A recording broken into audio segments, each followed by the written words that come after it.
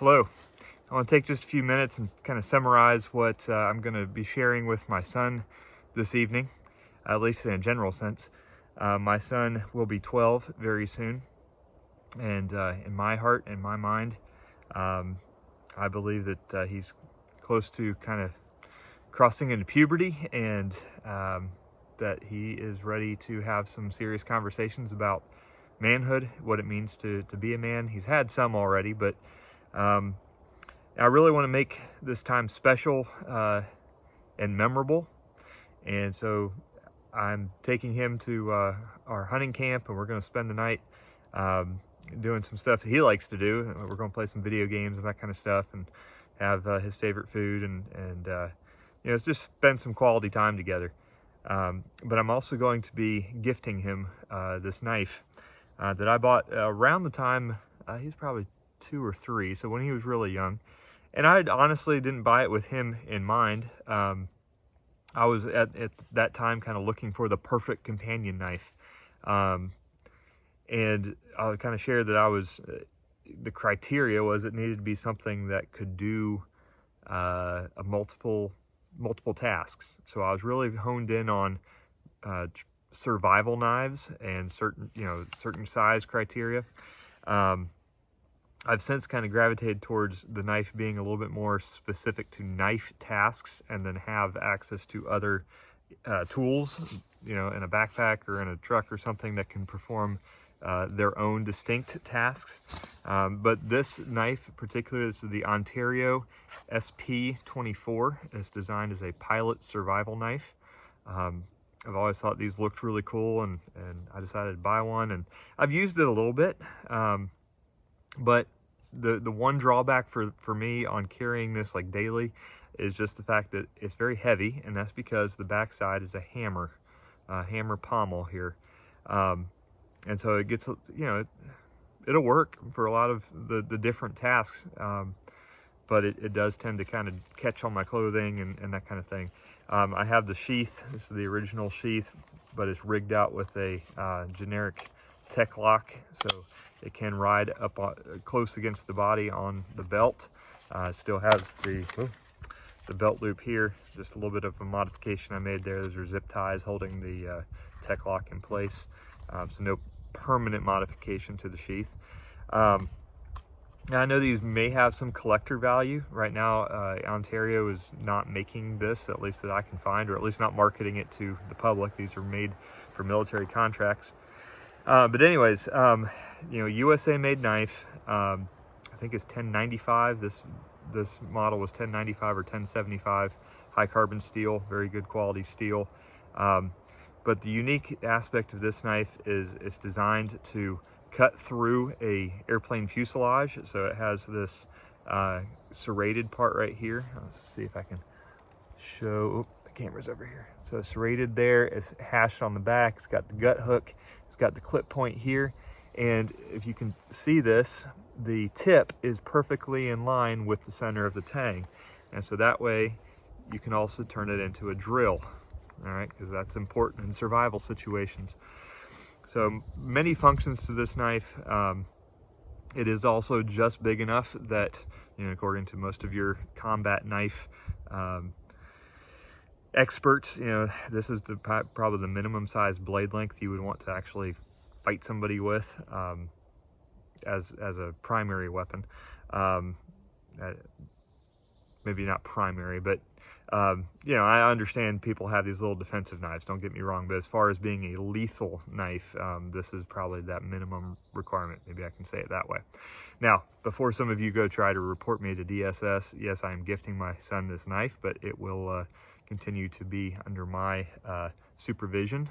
And but all this to say, as I give him this knife and teach him how to use some of the different functions on this knife, I'm also comparing this to his role in manhood, and embracing that, and realizing that his mind is a tool, a very powerful tool when it's used properly and in the right ways, and also his body is a tool that is very powerful, can be very powerful, but it needs to be used in the right ways. And if you don't use your mind or body in the right ways, you can cause a lot of harm.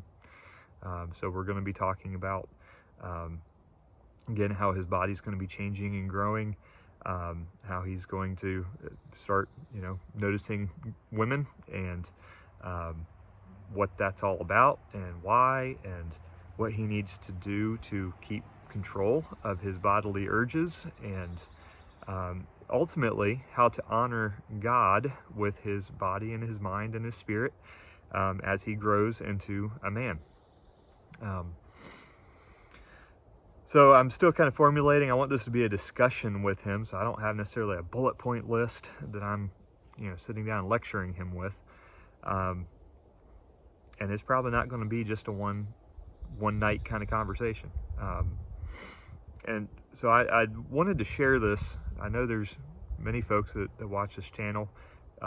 Many of you are fathers or grandfathers, or you are a father figure, maybe to someone in your life, or an uncle that to someone that may be stepping into this same season in their life, and they need to have this kind of conversation. I want to challenge you, just like I've been challenged, to make it meaningful, be specific.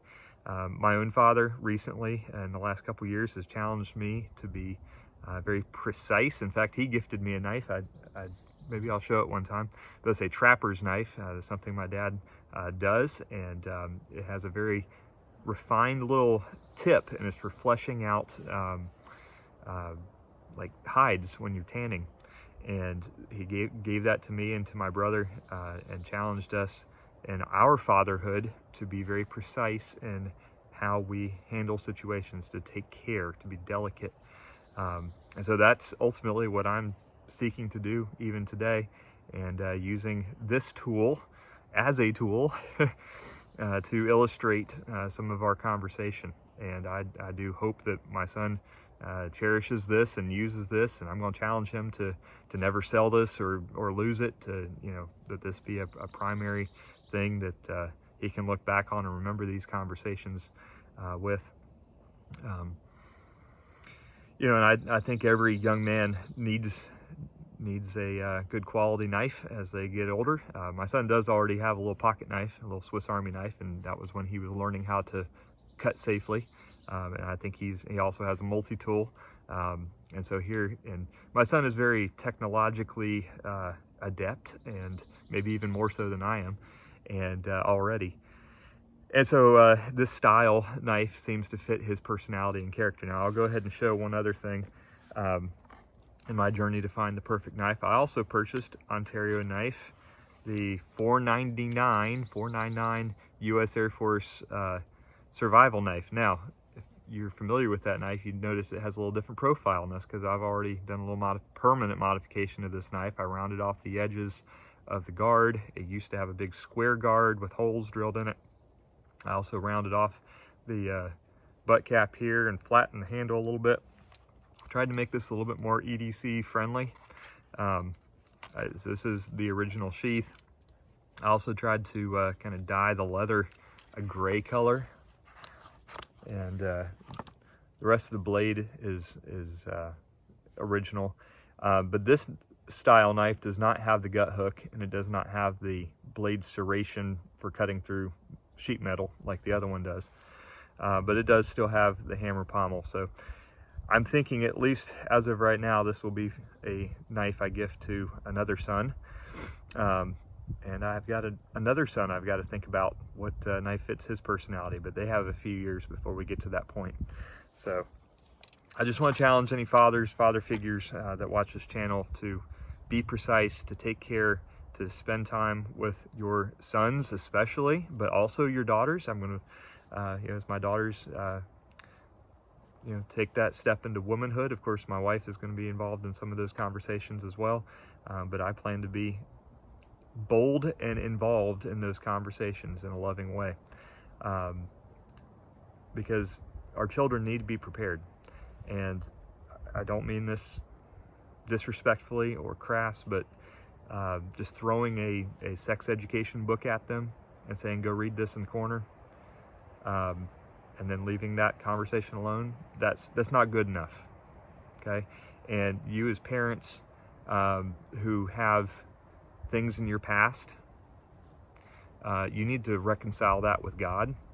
You need to be honest about it with yourself and not be afraid of these conversations. You need to be bold about these conversations. Now, you don't need to drown your kid in talking about it all the time and always embarrassing them, but you also need to present a platform, a level playing field, in the sense of, I'm here to have these conversations with you. I love you. I don't want you to be ashamed or embarrassed about these kind of conversations, because right now you're setting a foundation for the next season of their lives.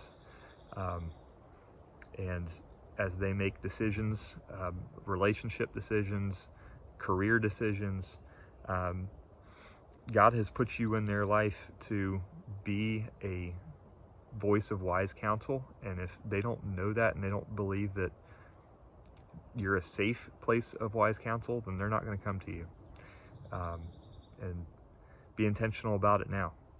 I'm not going to necessarily divulge all of my, past sins and so forth, but I am going to be as honest as I can be with my son about some of the struggles that I've had personally. And as he matures, I'll be more and more open with him. I intend to be an open book on these kinds of things and to be honest. And Jesus Christ has taken away my shame from my past, and the things that Jesus has brought me through, I believe he wants to use for good. And primarily that's with training and raising my children and challenging other Christians to live holy, pure lives before the Lord for his glory, ultimately. All right. Train up a child in the way he shall go. When he is old, he will not depart from it. You've got to be intentional about that training. Just felt led to share this and challenge anyone watching to be serious about preparing your children.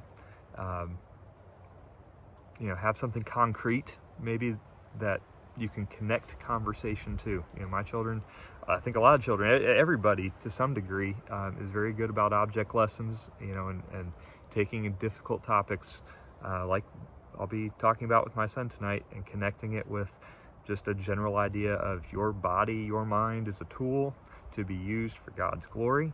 And if you don't use it in the proper ways that God has designed it for, then you can cause a lot of harm and damage to yourself and to others. So ultimately, I want to get that point across. Remember, hope for the best, but prepare for the worst. The world is out there. The world is out there and it's dangerous. And there's a lot of enemies wandering around wanting to steal, kill, and destroy. And we do have to prepare our children to be ready to survive in this fallen world. But even beyond that, to thrive. They got to survive before they can thrive. So just want to encourage you with that. Thanks.